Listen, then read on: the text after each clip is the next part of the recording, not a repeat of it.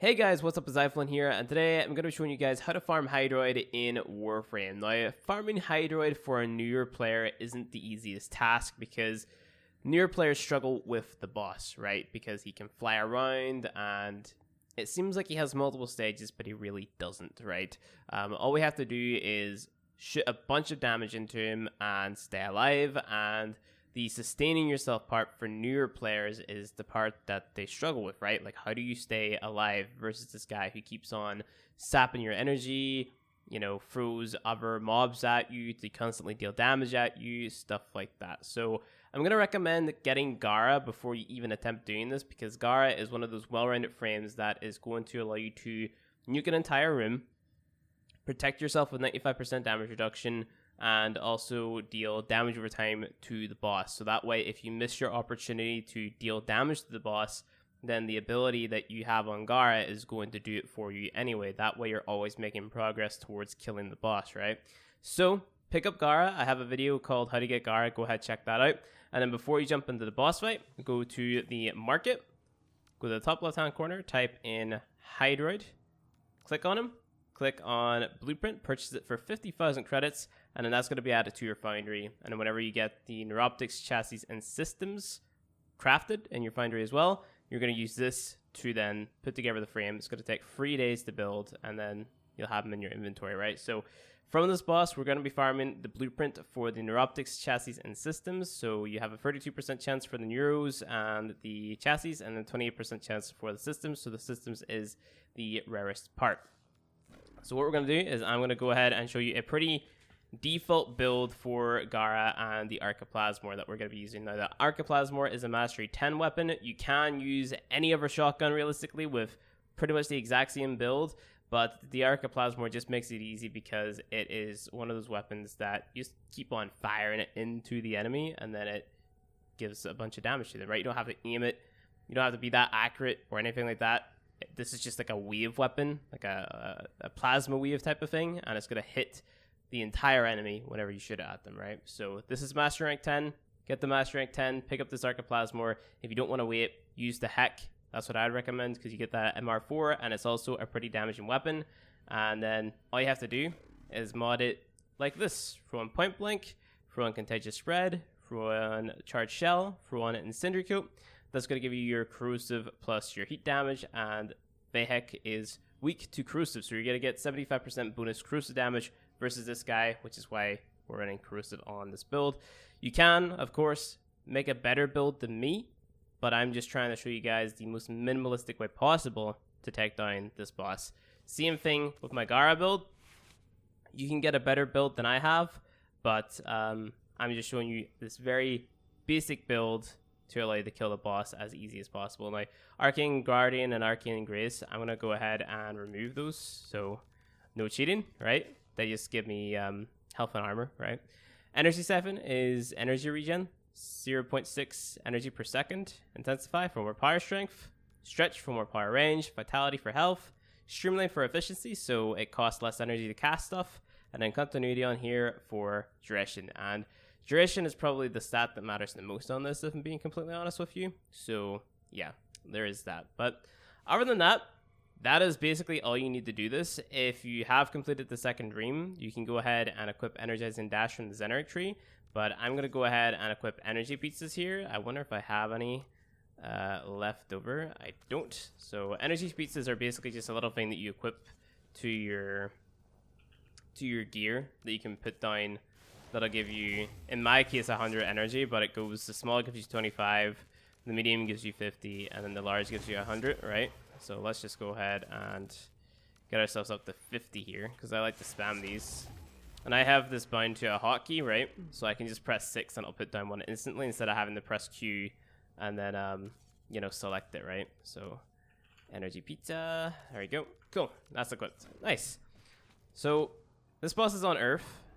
And maybe if you were progressing around Earth, you maybe came to this boss and realized, oh, hey, I can't kill this guy. He's level 20 to 25, so you should be able to start doing this maybe around when you get to Saturn, I would say. So if you pick up the Heck then, and then move over here, you can definitely do that, because you can get Gara pretty early too. You get Gara from planes of vital and bounties on status. So let's just jump into the fight, and I'll show you guys the quickest way to do this. Like I said, it appears to newer players like this guy has multiple stages, but you can actually just run past bits where it's like, oh, you have to fight him. You don't actually have to fight him, is what I'm saying. So we're gonna run in here, and he's gonna do this weird looking laugh, you know, and then we're gonna have to chase him. He's an ugly motherfucker, isn't he? Like, okay, there we go. Then he flies away, and then we have to chase him down, and that's what this entire mission is. We have to chase him down. So we're just gonna follow the yellow marker, ignoring all the enemies around us. Don't bother killing them. So there he is, and now what we're gonna do, now that we find him, is we're going to find the exit. Like, where do we go to get out of this area and progress on to the next area? And we're just gonna keep on going. So the tile set that you get is gonna be different to the tile set that I get. So just run around until you see the next yellow symbol, and then go to that. Okay. So there we go. White symbol on the minimap again. Again, just skip past this area. There's another yellow symbol. Head towards that. And then another white symbol. Find the exit. I think this is it. We're here. May well be. You hop on down. Yep. There's another yellow symbol. And then you're going to come to this pipe. Whenever you hit this pipe, and you go down this pipe, this is when the actual boss fight starts. So, jump in the air, cast your 2 on Vehek. Now just spam your Acroplasmor into him. What's gonna happen is he's gonna open up his face, and that's when you want to shoot him. So you don't have to spam your Acroplasmor into him, but if you are bad at aiming, just keep on spamming the Archoplasmor at him, and then that'll be how you do this. Another cool thing you can do is you can shoot this to make a little bridge if you're not that good at parkour. So all you have to do is keep on shooting this guy. He opened up his face. You need to get energy back to cast your 2 again, because your 2 is going to keep you alive. And you can cast it on him as well to deal damage over time. So that way, if you miss him opening his face, then that'll do it for you. Just wait for him to open it. He'll usually do it after he saps you, like that. Okay. So he got his health down to 0. So I want you to stand here. And he's going to call in this thing. He's going to jump into that. I'll let you guys watch this little cinematic. There he goes. So just go ahead, cast your 2 again. Shoot at him. You can cast your 2 on him as well. He knocked me over. Feels bad. So that's dealing damage over time, as you can see. And there you go. That is Vehek dead. Pretty easy, right? With a very minimalistic kit. You don't have to have the best kit in the world to take this guy down. You want to run back up the pipe and then just run to the exit. And then whenever we get to the exit of the mission, we're going to be given a blueprint for one of Hydroid's parts. Okay, so here's the exit here. Awesome. And we got the chassis. Okay, so Hydroid's an alright frame. He's not necessary. I would leave him until like later on, until you have good gear to farm this mission. So you can pick him up and then level him for mastery and then decide if you want to invest more into him. He's not going to be one of those frames that is going to carry you. He's like pirate water themed. He can summon in a kraken. He can turn into a puddle. He can use tentacles to pull enemies into the puddle and deal damage over time. Like, he's got an augment called Pilfering Swarm, which you use to reroll the drop tables well, not the drop tables, but the drops of the enemies, right? You get a second chance at additional loot from enemies, and that's kind of the appeal of Hydroid, just being able to spam that ability over and over and over again. But you have the likes of Necros for that, right? So yeah, there is that. But if we go down to the Foundry now and we type in Hydroid, which Hydroid, if I can spell correctly, you see I've got the Hydroid chassis, the neuroptics, and I do have the systems. But if I were to have the blueprint, I would craft the Hydroid chassis, the neuroptics, the systems. Okay, they take 12 hours each, so I recommend building them all at the same time. I don't recommend rushing them. Save your platinum. And then I would click on the Hydroid blueprint, and it would consume the systems, chassis, and neuroptics that we just put together.